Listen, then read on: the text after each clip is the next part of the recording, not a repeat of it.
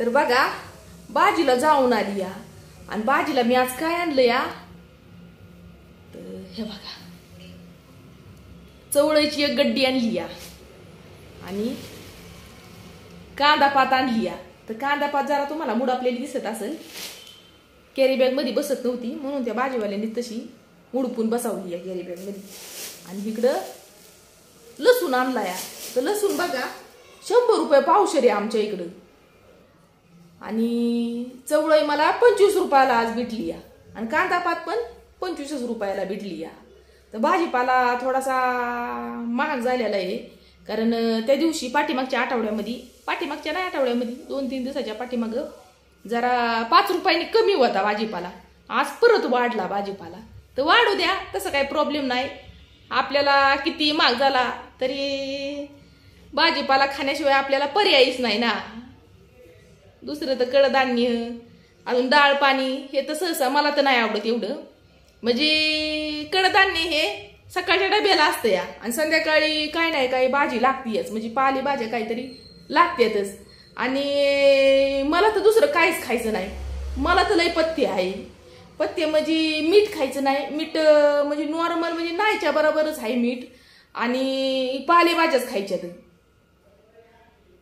जास्त नाही खाण्याचं पथ्य, पाठीमाग जे औषध घेतलं होतं ना त्यावेळेला लय पथ्य होतं, पण आता नाही एवढं पथ्य, फक्त मीठ खायचं नाही आणि नॉनव्हेज अजिबात, नॉनव्हेज तर मी खात नाही एवढं, म्हणजे पहिलं मला आवडायचं नॉनव्हेज लय, पण आता घरातच नसल्यामुळं माझी सवय तुटली जरा नॉनव्हेज खाण्याची।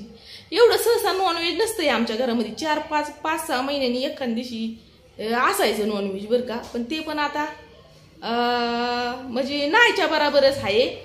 जर वाटलं म्हणजे खाऊ वाटलं तर मग माझ्या माहेरालाच भेटतं मला खायला, घरात तर नाहीच एवढं सहसा बनवता येत, म्हणजे खातच नाही कोणतं बनवायचं एवढा प्रश्नच येत नाही। असं आहे, सगळे खात असल्यावरती बनवायचं पण काही प्रॉब्लेम नाही, पण खात नसल्यामुळं बनवायचा एवढा काही प्रश्न येत नाही।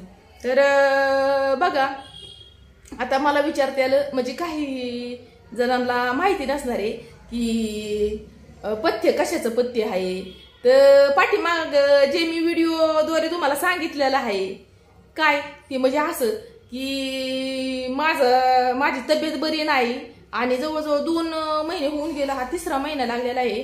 जे अंगावरची सूज आहे माझ्या ती काही कमी झाली नाही, जे सांगते ना ते प्रयत्न केल्यात पण सूज काही कमी व्हायची नावच घेणा। म्हणजे मी तुम्हाला आता अशी नॉर्मल दिसते, पण सकाळी उठली ना झोपतनी की पाय सुजलेला असतात आणि चेहऱ्यावरती सूज येते, बाकी कुठंच नाही सूज।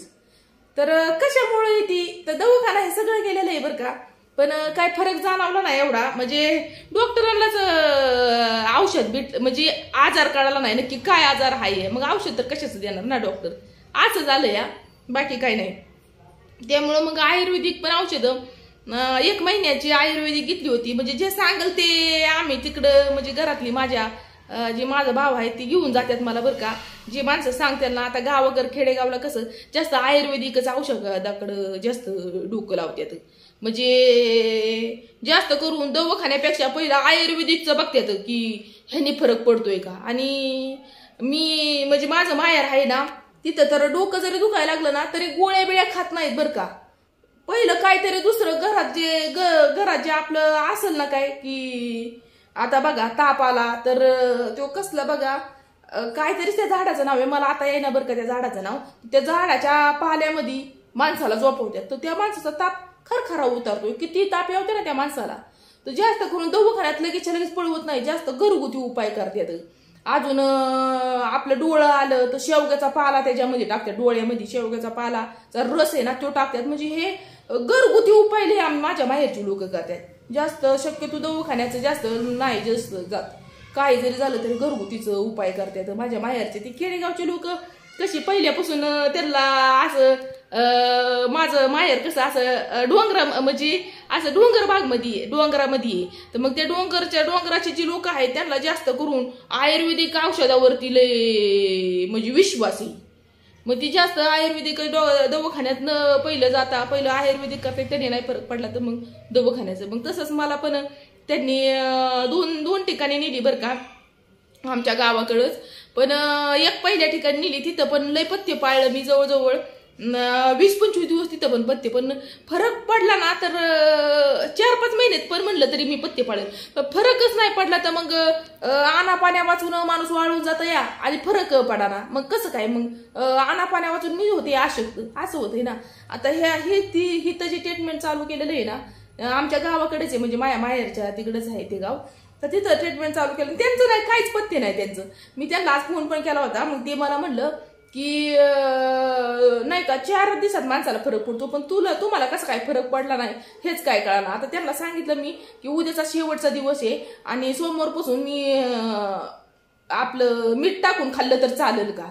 तर ते म्हणलं की शनिवारी परत एखाद दिवशी गाठ घ्यायला या, तुम्हाला टाइम असला तर फरक पडाय पाहिजे, पण कसं काय पडला नाही ते म्हणलं. पण दवाखान्यात पण त्यांनी एक चांगला मला उपाय सांगितला.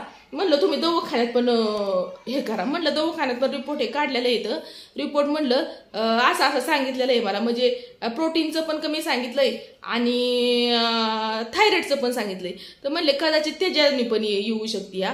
पण त्यांनी पहिलं मला चेक केलं होतं, म्हणजे चेक म्हणजे आपलं बोटाने चेक केलं होतं, असं नाही का नख लावून हात लावून असं दाबून बघतात, सूज जिथं आहे तिथं दाबून बघितलं तर तिथं खड्डा पडत होता. मग ते म्हणले की ते नळगूत म्हणून आहे, तर ते आहे का काय असं, म्हणजे पहिलं जे 50 वर्षापूर्वी होतं ते आजार नळगूत असा, तर तो काय गंभीर आजार नाही, म्हणजे एवढा जीव घेणं आजार नाही, पण ते माणसाला पहिल्या 50 वर्षापूर्वी म्हणतात व्हायचं माणसाला.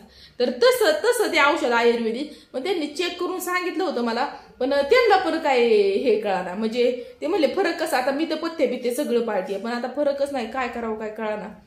फरक म्हणजे सकाळी उठल्या येते सूज, म्हणजे पहिल्यापेक्षा जरा कमी आहे, पहिल्यापेक्षा लय कमी आहे. म्हणजे तशी पहिली कशी दिवसभर राहायची तशी आता नाही, आता सकाळी येते या. आणि आंघोळी केलं की मग कमी होऊन जाते या, नॉर्मल होती या. म्हणजे संध्याकाळचे हातपाय सून पडतात ना, तर त्यामुळं हालचाल नसती, त्यामुळं पण कदाचित येत असेल. तर आता आपला एवढं 2-3 दिवस एवढं गेलं, औषध आहे तवर गेलं की मग आपला खाण्यावरती दबाडका द्यायचा. आता काय देवावरती सगळं सोडून द्यायचं, काय करायचं मग इलाज, बरोबर का नाही? सगळं आता दवाखानं झालं, सगळं पर्याय करून बघितलं, पण काय फरक नसल्यावरती इलाज काहीच करू शकत नाही ना मग आपण, बरोबर का नाही? तर त्यामुळे आता दवाखान्यावरती सगळं सोडून द्यायचं. मग दवाखान्यावरच म्हणते आपलं देवावरतीच सगळं सोडून द्यायचं. आणि काय नाही मग आता करते स्वयंपाक, काय दावा आता. बाकी तुमचं काय चाललंय नक्की कमेंटद्वारे मला सांगा.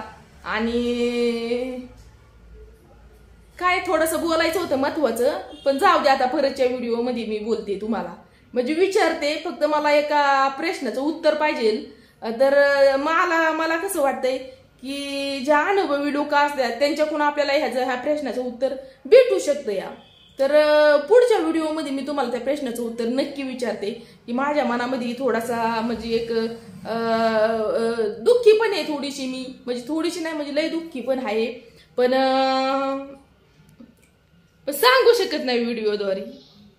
असं दुःखी पण आहे, मी लय दुःखी आहे, पण सांगू शकत नाही. तर पुढच्या व्हिडिओमध्ये सांगणार नाही बरं का, फक्त तुम्हाला एक मनामध्ये काही माझ्या शंका आहे ती फक्त व्हिडिओद्वारे तुम्हाला मी विचारणार आहे, तुम्ही मला कमेंटद्वारे नक्की सांगा. तर चला पुन्हा भेटूया परतच्या व्हिडिओमध्ये, तोपर्यंत सगळ्यांना बाय बाय.